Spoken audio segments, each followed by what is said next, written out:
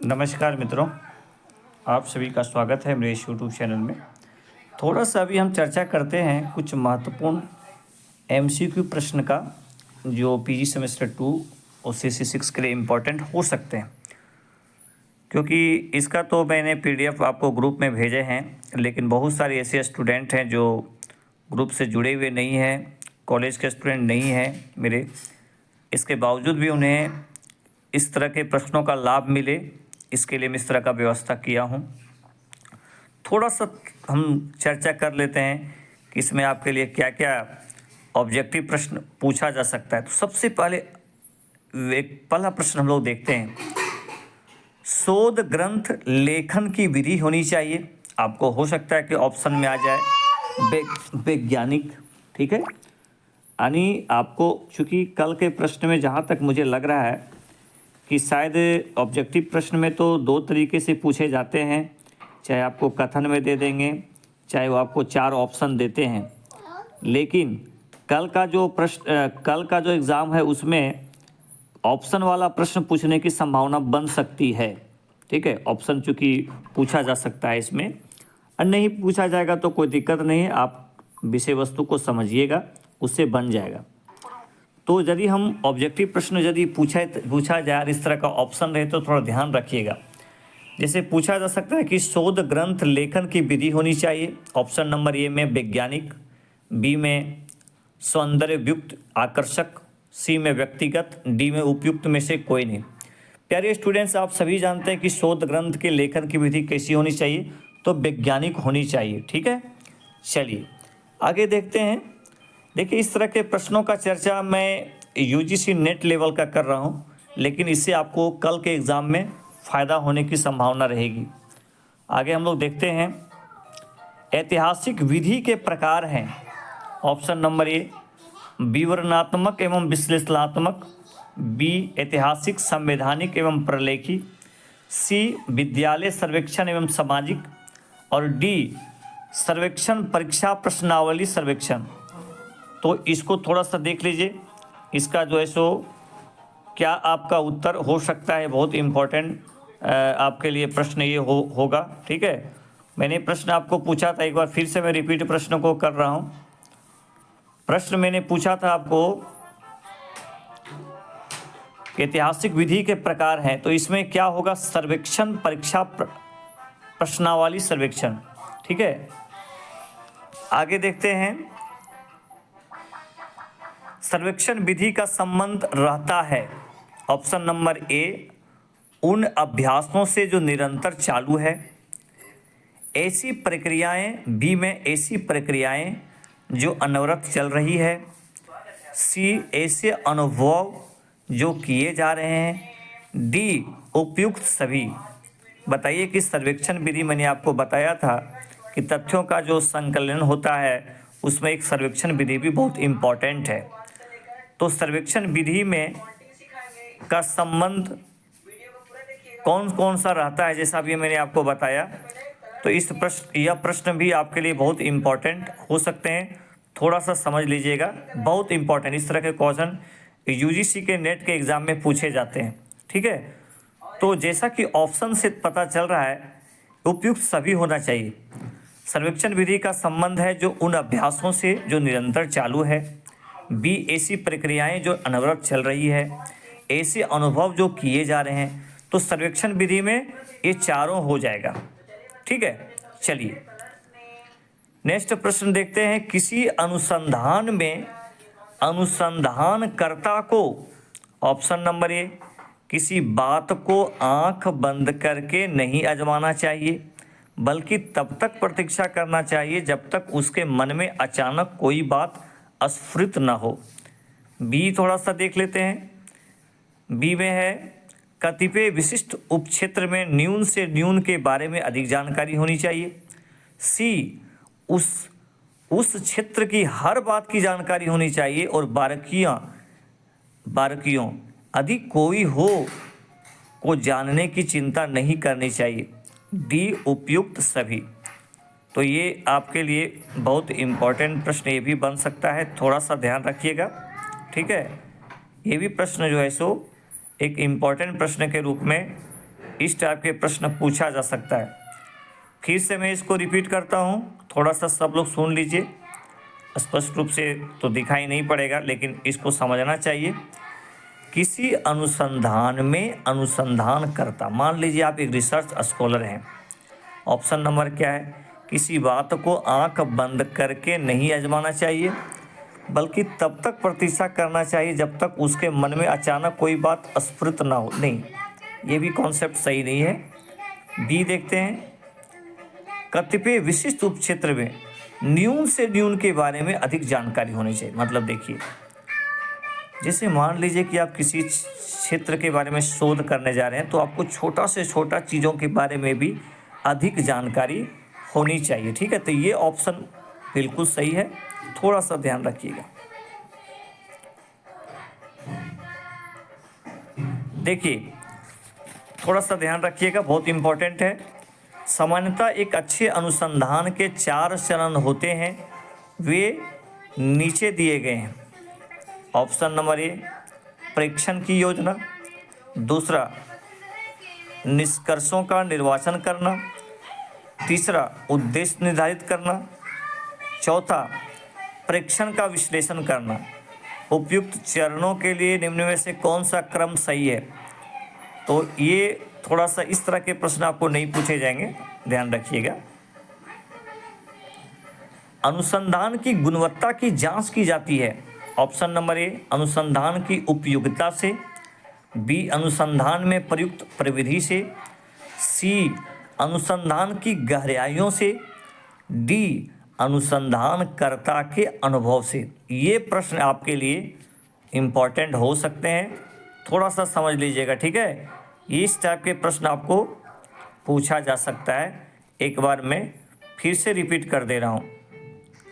देखिए, अनुसंधान की गुणवत्ता की जांच की जाती है। मान लीजिए अनुसंधान का जो गुणवत्ता है, क्वालिटी है, उसकी जांच की जाती है। ऑप्शन में अनुसंधान की उपयोगिता से, अनुसंधान में प्रयुक्त प्रविधि से, अनुसंधान की गहराइयों से, और डी है अनुसंधानकर्ता के अनुभव से। तो ये चारों बहुत अच्छा है, लेकिन अनुसंधान में जो आप विधि अपनाते हैं ना, उससे बहुत गुणवत्ता की जांच होती है कि आप किस विधि का सहारा लिए अनुसंधान करने के लिए। उस विधि से जो है गुणवत्ता की जांच होती है, बहुत बहुत इम्पॉर्टेंट है। ये जो है सो इसका जो है सो उत्तर होनी चाहिए। यही आपका सटीक आंसर है कि आप जो अनुसंधान करने के लिए जो आप विधि अपनाए हैं, वो आपकी विधि कैसी है, किस विधि का सहारा लिए आप अनुसंधान करने के लिए। ठीक है, तो इस तरह का प्रश्न आपको पूछा जा सकता है। एक बहुत इजी प्रश्न पूछा जा सकता है कि अनुसंधान का उद्देश्य है। ऑप्शन नंबर ए, योग्यता में सुधार। बी, अपनी ख्याति को बढ़ाना। सी, वर्तमान ज्ञान को बढ़ाना। और डी क्या है? नौकरी की अनिवार्यता की पूर्ति। बताइए ये क्या इसका उद्देश्य होगा? बहुत इंपॉर्टेंट प्रश्न है। ठीक है, एक मिनट, इस प्रश्न को मैं फिर से रिपीट कर रहा हूँ। देखिए, अनुसंधान का क्या उद्देश्य है? योग्यता में सुधार। बी, अपनी ख्याति को बढ़ाना। नहीं। सी, वर्तमान ज्ञान को बढ़ाना। डी, नौकरी की अनिवार्यता की पूर्ति। नहीं, इसमें सबसे उपयुक्त होना चाहिए वर्तमान ज्ञान को बढ़ाना। जब आप रिसर्च करते हैं तो आपको ज्ञान की वृद्धि होती है। क्या होती है? नॉलेज का जो है सो उसमें इंक्रीज होता है। ठीक है, आगे देखते हैं। नेक्स्ट प्रश्न, अनुसंधान के लिए सर्वाधिक महत्वपूर्ण गुण है। ऑप्शन नंबर ए, अनुसंधान में रुचि। अनुसंधान की विधियों का ज्ञान। सी, अनुसंधान करने का अनुभव। डी, संबंधित विषय में रुचि। ये भी प्रश्न आपके लिए इम्पोर्टेंट हो सकते हैं, थोड़ा सा इसको भी आप देख लीजिए। ये भी इम्पोर्टेंट प्रश्न आपका सेमेस्टर 2 के लिए हो सकता है। इसको थोड़ा सा हम लोग चर्चा कर लें, है ना। एक मिनट। हाँ, तो अनुसंधान के सर्वाधिक महत्वपूर्ण गुण है भाई अनुसंधान में रुचि। आप अनुसंधान में रुचि नहीं रखिएगा तो फिर सब विधि भी बेकार हो जाएगा, अनुभव भी बेकार हो जाएगा। तो अनुसंधान में रुचि जो है सबसे महत्वपूर्ण गुण है। ठीक है, चलिए, ये हो गया कुछ इम्पोर्टेंट, है ना, आपका इम्पोर्टेंट जो है सो मतलब इम्पोर्टेंट ऑब्जेक्टिव प्रश्न। एक मिनट, थोड़ा सा और कुछ प्रश्नों का हम लोग चर्चा कर लेते हैं ताकि कल थोड़ा सा आप लोग को फायदा हो। तुलनात्मक पद्धति का प्रयोग करने वाला कौन था? मार्क्स, बी रूसो, दुर्खिम और डी महात्मा गांधी। तुलनात्मक पद्धति का प्रयोग करने वाला व्यक्ति कौन था? ये आपका इम्पोर्टेंट प्रश्न बन सकता है। ठीक है, तो ये कौन था तुलनात्मक पद्धति का प्रयोग करने वाला? Option number A Marx, option number B Rousseau, option number C Durkheim, D Mahatma Gandhi. तो इसका उत्तर क्या होगा? बताइए, सोचिए आप लोग। इसका उत्तर होगा मार्क्स। क्या होगा? मार्क्स। ठीक है, कार्ल मार्क्स, जिन्होंने क्या नारा दिया था? दुनिया के मजदूर एक हो जाओ। ठीक है, वर्ग संघर्ष की अवधारणा उन्होंने ही दिया था। तुलनात्मक पद्धति का प्रयोग करने वाला व्यक्ति मार्क्स था। चलिए, थोड़ा सा ध्यान रखिएगा। एक नमूना लेकर उसमें होने वाले परिवर्तनों का परीक्षण करने वाला पद्धति है।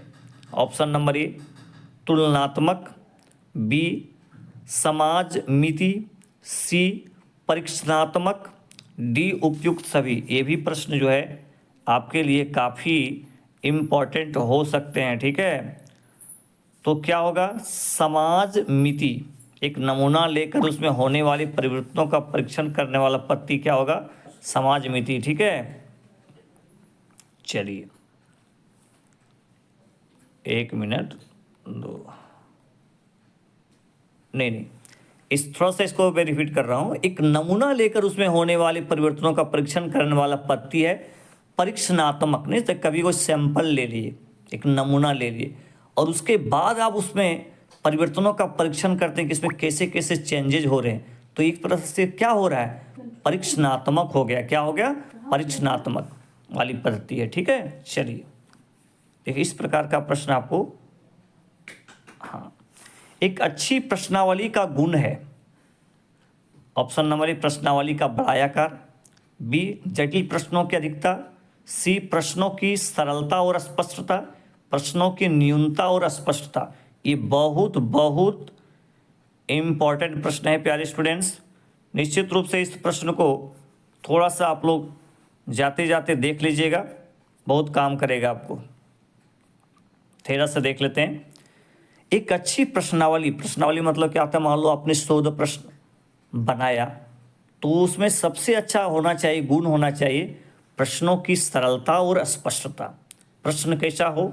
सरल हो और स्पष्ट हो। ठीक है, चलिए नेक्स्ट हम लोग एमसीक्यू प्रश्न देखते हैं, ऑब्जेक्टिव प्रश्न देखते हैं CC6 के लिए। तुलनात्मक विधि का प्रयोग किसके विश्लेषण में किया जाता है? ऑप्शन नंबर ए राजनीतिक समस्याओं के अध्ययन में, बी सामाजिक समस्याओं के अध्ययन में, सी आर्थिक समस्याओं के अध्ययन में, डी उपयुक्त सभी में। तो ये भी प्रश्न आपके लिए काफ़ी ज़्यादा इम्पोर्टेंट हो सकते हैं प्यारे स्टूडेंट्स, इसको थोड़ा सा देख लीजिएगा। आर्थिक समस्याओं के अध्ययन में तुलनात्मक, जैसे हम गरीबी अमीरी की बात करते हैं, जैसे मान लीजिए कौन कार्ल मार्क्स किए थे कि कोई पूंजीपति है वो अमीर से अमीर बनता जा रहा है, जो मजदूर हैं वो गरीब से गरीब बनते जा रहे हैं। तो आर्थिक समस्याओं के अध्ययन में जो है तुलनात्मक विधि का प्रयोग किया जाता है। बहुत सुंदर है। आगे प्रश्न देखते हैं। ऐतिहासिक अनुसंधानों में स्वतंत्र विचलनों का दूसरा नाम है। ऑप्शन नंबर ए ट्रीटमेंट विचलन, बी प्रयोगात्मक विचलन, सी मैनिपुलेटेड विचलन, डी उपयुक्त में से उपयुक्त सभी। तो ये भी काफ़ी ज़्यादा इम्पोर्टेंट प्रश्न है, थोड़ा सा देख लीजिए। इसमें उपयुक्त सभी होना चाहिए। ट्रीटमेंट विचलन भी हो जाएगा, प्रयोगात्मक विचलन भी हो जाएगा, मैनिपुलेट विचलन भी हो जाएगा, उपयुक्त सभी। ठीक है, चलिए आगे हम लोग थोड़ा सा देख लेते हैं और भी कुछ अच्छी प्रश्नों को।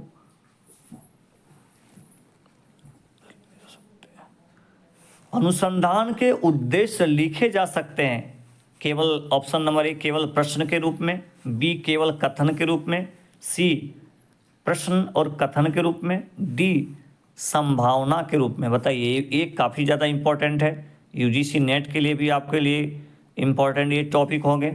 तो इस टॉपिक को थोड़ा सा आप लोग देखने का प्रयास कीजिएगा, ठीक है। हाँ, तो देखिए, अनुसंधान के उद्देश्य जो लिखे जाते हैं वो संभावना के रूप में लिखे जाते हैं। क्या होता है? संभावना, कि ऐसा होगा, ऐसा होना चाहिए, ठीक है, तो संभावना के रूप में होगा। ठीक है, चलिए, तो इस तरह से आप लोग थोड़ा सा देख लीजिएगा। एक में ऑब्जेक्टिव प्रश्न सुबह सुबह आप लोग डालने का प्रयास करेंगे, देखते हैं, लेकिन इतना जो है सो आप लोग थोड़ा सा आप लोग देखने का प्रयास कीजिएगा, ताकि कल के एग्ज़ाम में आप लोग बढ़िया कर सके। Best of luck, good night. सभी लोग मेरे चैनल को सब्सक्राइब करेंगे, लाइक करेंगे और शेयर करेंगे। एक 1000 कदम चले और 10,000 रुपए कमाए। 2000 कदम चले और 20